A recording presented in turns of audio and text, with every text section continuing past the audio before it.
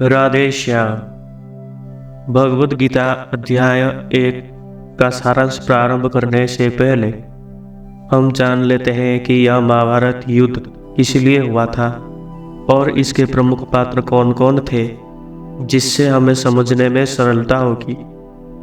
पांडवों के पिता का निधन होने के पश्चात उनका पालन पोषण का दायित्व उनके चाचा धृतराष्ट्र के ऊपर था। वो ज्ञान से और अपनी आंख से भी अंधा था। उनके 100 पुत्र थे। उनमें से दुर्योधन उनका सबसे लाडला था। पुत्र मोह में अंधा होकर उन्होंने अपने पुत्र के सारे अधर्म की बातें मानते गए और पांडवों के साथ विश्वासघात करने लगे। दुर्योधन और उसके सारे भ्राताएं, जिन्हें कौरव कहते हैं, पांडवों से उनकी सफलता, लोकप्रियता, तेज, बल, पराक्रम और देशवासियों को शांति प्रदान करने वाली उदार स्वभाव से जलते थे। इसलिए कई प्रकार के छल करके उनसे कौरवों ने उनका अति वैभवशाली राजधानी इंद्रप्रस्थ को द्वैत क्रीड़ा में हराकर छीन लिए थे और पांडवों की पत्नी द्रौपदी जी की भी भरी सभा में घोर अपमान किए थे। उस अधर्म के समय कौरवों और पांडवों को धनुर्विद्या सिखाने वाले गुरु द्रोणाचार्य, पिता की तरह प्यार करने वाले पितामह भीष्म और आदर्श शिक्षा प्रदान करने वाले गुरु कृपाचार्य भी उपस्थित थे। परंतु उन सब ने कौरवों की रोटी नमक से अपनी जीवन निर्वाह करने के कारण धर्म और अधर्म का ज्ञान होने के बावजूद पांडवों से प्रेम करने के बाद भी अधर्म के विरुद्ध एक शब्द नहीं बोले। यही गलती उनके लिए भी युद्ध में सर्वनाश का कारण बना।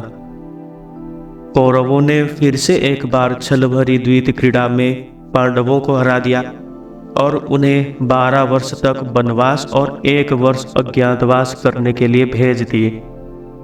यह शर्त था कि अगर अज्ञातवास में कोई दिख जाते हैं तो पुनः 12 वर्ष तक वनवास और 1 वर्ष अज्ञातवास ऐसे ही चलता रहेगा। परंतु भगवान श्री कृष्ण की कृपा और सारे देवी देवताओं की आशीर्वाद से पांडव उचित समय यानी कि 13 वर्ष पश्चात वनवास संपूर्ण करके वापस लौट आए। अब जब वो आकर कौरवों से उनका राजधानी इंद्रप्रस्थ और अगर वो भी दे न सको तो केवल 5 ग्राम ही देने की याचना की, जिसमें श्री कृष्ण भी मध्यस्थता कर रहे थे, तो दुर्योधन ने कहा कि हम 5 ग्राम तो क्या, एक सुई की नोक के बराबर भी जमीन नहीं देंगे। अब लेना है तो युद्ध में हमसे जीत कर ही लो। पांडव थे 5 भाई।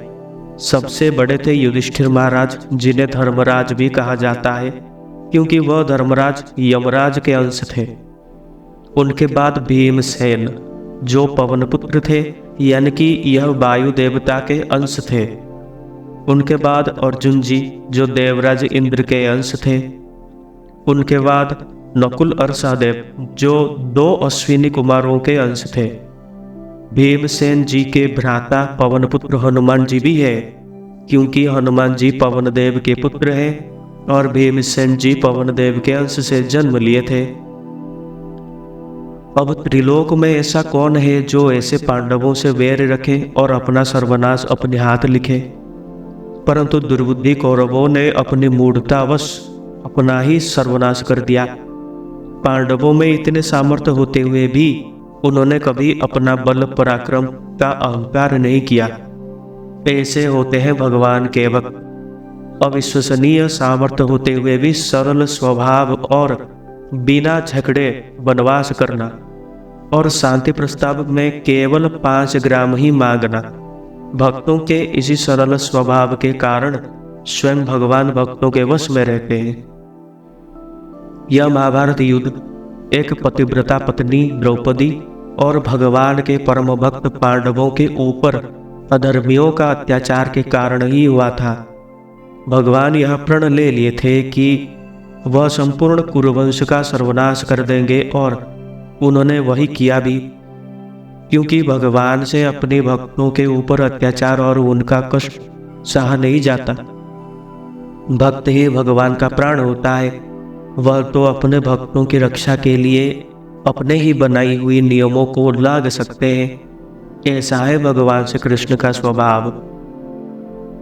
धृतराष्ट्र का एक मंत्री था संजय। उसका स्वभाव धर्मयुक्त था। वो धर्म और अधर्म क्या है समझता था। जब युद्ध शुरू होने वाला था तब धृतराष्ट्र को बड़ी कंठा थी कि वो युद्ध के विषय में लगातार समाचार पाते रहे, परंतु वो खुद तो अंधा था। धृतराष्ट्र का अंधा होने के बाद भी महर्षि वेदव्यास जी ने दिव्य दृष्टि देने के लिए उनसे कहा, परंतु उसने यह कहकर मना कर दिया कि हम युद्ध में जो सर्वनाश होगा उसको अपनी नेत्रों से देख नहीं सकते। फिर महर्षि वेदव्यास ने संजय को ही दिव्य दृष्टि प्रदान किया ताकि वह युद्ध को यथारूप देख सके और धृतराष्ट्र के समक्ष उसका वर्णन कर सके। भगवद गीता का उपदेश एक ही वंश के दो परिवारों के चचेरे भाइयों कौरवों और पांडवों के मध्य हुए महाभारत के युद्ध की रणभूमि कुरुक्षेत्र पर भगवान श्री कृष्ण द्वारा दिया गया। यह इतना पवित्र और प्रभावशाली मार्गदर्शक है कि संपूर्ण जगत और प्रत्येक जीव का परम कल्याण करने में समर्थ है, अगर वह अपने जीवन में इस अमृत रूपी ज्ञान को आचरण में उतारता है। यह ग्रंथ बिना किसी जाति या धर्म विशेष के लिए नहीं, अपितु संपूर्ण मानव समाज के लिए है। और यह सनातन धर्म क्या है? एक मनुष्य का आचरण व्यवहार, विभिन्न परिस्थितियों में मनुष्य का धर्म क्या होना चाहिए, जीवन शैली कैसी होनी चाहिए, यह सिखाता है। यह ज्ञान चिरस्थायी और अविनाशी है। तो चलिए भगवद गीता सारांश को आरंभ करते हैं। भगवद गीता अध्याय 1 को अर्जुन विषाद योग के नाम से भी जाना जाता है। संक्षेप में भगवद गीता का अध्याय 1 कौरवों की सेना को देखकर अर्जुन की निराशा को वर्णन करता है। अपने रिश्तेदारों को मारने का विचार उसे सुन्न कर देता है। अर्जुन मन ही मन युद्ध के पक्ष विपक्ष पर विचार करते हुए भ्रमित हो जाते हैं कि इस समय सही निर्णय क्या होगा।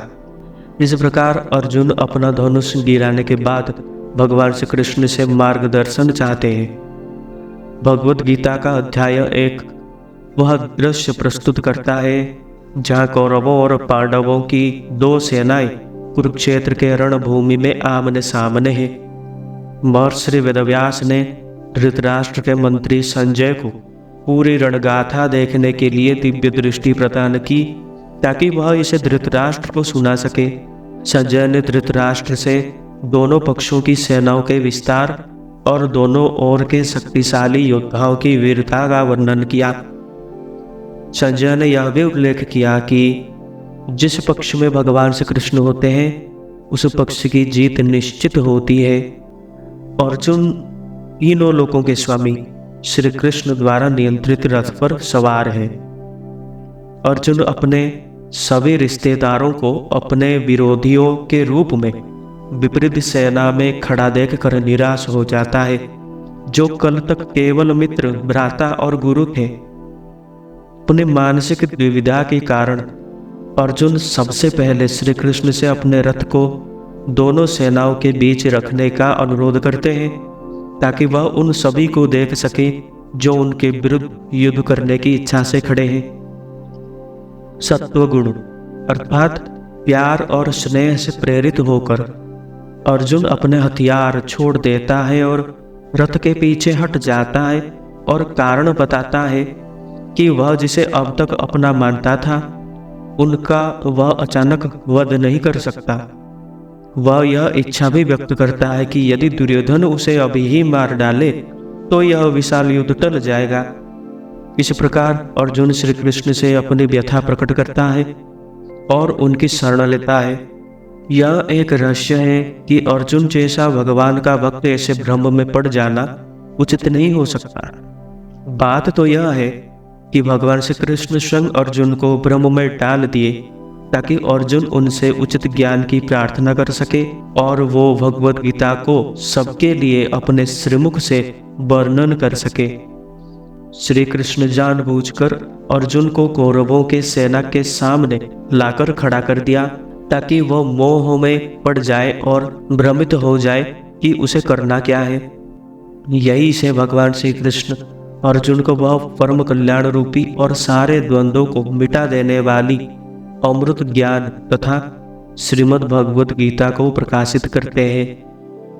यह हमें यह समझना चाहिए कि जब हम भगवान के श्री चरणों में अपना सब कुछ समर्पित कर देते हैं, जैसे अर्जुन ने यह भगवान का आश्रय लिया है, तो वह हमारे ऊपर कृपा करने हमारे जीवन में हमें क्या करना चाहिए, सही गलत धर्म अधर्म सबका ज्ञान और स्वयं हमारे जीवन के नियंत्रक बन जाते हैं और हमें इस माया रूपी दुख भरे संसार के चंगुल से बचा लेते हैं।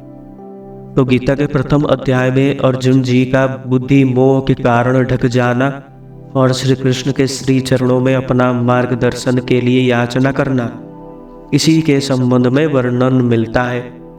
मिलते हैं अगले वीडियो में गीता का द्वितीय अध्याय के सारांश के साथ। राधे श्याम।